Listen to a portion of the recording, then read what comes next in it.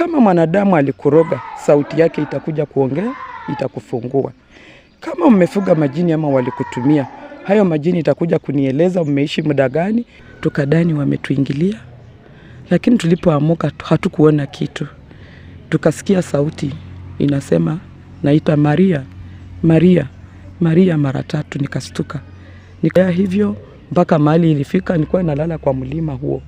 Hiyo mlima niliishi miezi 2 bila kukula, nikikunywa maji. Sasa hapo ndio mwezi ilikuwa inashuka. Dunia Media TV leo tuko Busia, Bumara, ni Bumara. Matayas. Okay. Sasa hapa tuko na mwombaji, tunataka tukaambia majina yake, ilianza lini, atuelekeze kila kitu tuweze kujua. Majina yangu naita Mama Maria. Hiyo ndio jina Kristo alinipa. Yangu ya kuzaliwa ilikuwa Judith Nafula Ouma. Sasa unapoingia utaanzia kwa msalaba na uombe Baba yetu wa mbinguni mara 3. Unapomaliza utazunguka hiyo chapel mara 3 ukitubu dhambi zako, ndio ingie ndani ya chapeli. Ukiingia ndani watakueleza cha kufanya jinsi Mungu alisema. Na alisema mtu anapotubu anaanza na dhambi za babu, dhambi za wazazi, dhambi zako, na umweleze kila kitu ukiwa na imani.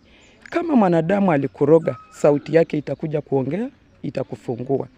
Kama mmefuga majini ama walikutumia, hayo majini itakuja kunieleza mmeishi muda gani, imeua watu wangapi, baadaye itachomeka. Kama ni misambo ya boma itaongea na itakufungua, ikimaliza itachomeka. Kama ni magonjwa na visirani, Yesu mwenyewe atachukua, utajipata ukiwa huru. Na hapa mahali Kristo alipoanza kuongea alianza 2013, but nyumba yangu ilikuwa hapa. Ilikuwa tarehe 20 saa 6. Light ilianza kufunika hiyo nyumba yote. Tukadani wametuingilia, lakini tulipoamuka hatukuona kitu. Tukasikia sauti inasema, naita Maria, Maria, Maria mara 3. Nikastuka. Nikamwambia mimi Maria simjui. Kaniambia ni wewe. Ni kitu ambao ilikuwa imejificha. Wanadamu walifanya na wewe vitu mingi, hawakutambua wewe ni nani duniani. Hauna baba, ulizaliwa na Roho Mtakatifu. Akaita bwana yangu Joseph. Naye pia akamjibu, mimi sio Joseph.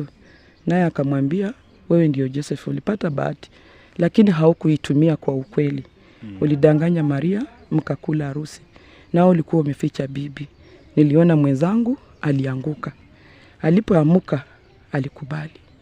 Na Mungu akamwambia, nimekupa punishment kutubu kwa miaka 5. Msiende kanisa mkapokea.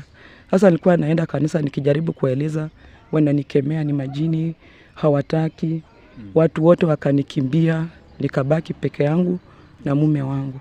Siku hata na relative yoyote. But semeji yangu kijana ndiye alikuwa tayari kunisaidia, akiambia bwana yangu, kama hiyo kitu inasema ni Mungu, mvumilie, siku moja itajulikana. But niliendelea hivyo mpaka mahali ilifika nilikuwa nalala kwa mlima huo. Hiyo mlima niliishi miezi 2 bila kukula, nikikunywa maji. Sasa hapo ndio mwezi ilikuwa inashuka, inanionyesha kila kitu. Ikifika asubuhi anakuambia, enda waambie watu Yesu wa Nazareti anapita.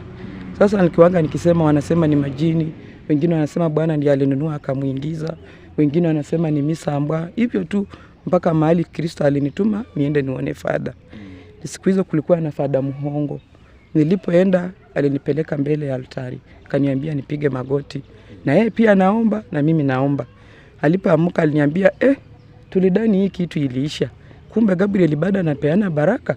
Nitakuja kwa boma nikuombee. Niliporudi nilingoja siku zenye alisema hakukuja. Ndio baadaye nikasikia kuna mtu alimwambia ni majini. But Kristo hakuchoka tena, alinituma nirudi tu kwake. Nilipoenda sasa akanifukuza, hakuniruhusu nimsongee. Sasa nilipokuja kumbe Mungu amekasirika. Hapo mahali ndio mvua ilinyesha peke yake. Na inaongea kama mwanadamu, ati ninalia. Hata Wakatoliki mkashindwa kunitambua. Kama ningishuka nikitembea, ni nani angenikaribisha bila kutumia mwanadamu? Alipomaliza aliniambia niingie ndani ya nyumba. Nilipoingia ndani mvua ilianza kunyesha. Sasa ukitoka kwetu hapa kuna area nyingine huko Ganjala, huko ndio sauti ya Yesu ilikuja na akakuja na bibi kwa mvua na akamweka hapo ndani. na akaniita, Maria, uko na uwezo, muombe. Nataka huyu akuwe ushuhuda katikati ya wanadamu. Nilipoomba, huyo mama alitulia. Akaniambia nilete nguo ya mtoto wangu abadilishe yake. Nilipoleta alibadilisha, tukalala naye hapo. Kufika saa 6 kamili akatuita. Tukatoka nje tukasimama hapo. Akauliza huyo mama, ni nini unasikia kwa hii boma watu wakiongea? Akamwambia watu wanasema hii ni majini, wengine wanasema ni misambwa, wengine wanasema Bwana ndiye alinunua akamuingiza. Naye akamjibu, mimi ni Mungu niliyeumba mbingu na dunia. Huyu ni mtoto wangu. Ni kitu ilikuwa imejificha, wakati umeadia aweze kujitambulisha. Alipomaliza alisema tuombe Baba yetu wa mbinguni tena mara 3. Akaniambia niambie Magdalena anyamaze. Mimi nibishe kwa bingu. Hiyo bingu mnaona nilitisha mara 5 na ikafunguka tu hivi. Ilipofunguka hivi aliniambia niinue hii mkono. Nilipoinua hivi akaniambia niwe mwanangu. Ninakupa mamlaka katikati ya ulimwengu wote.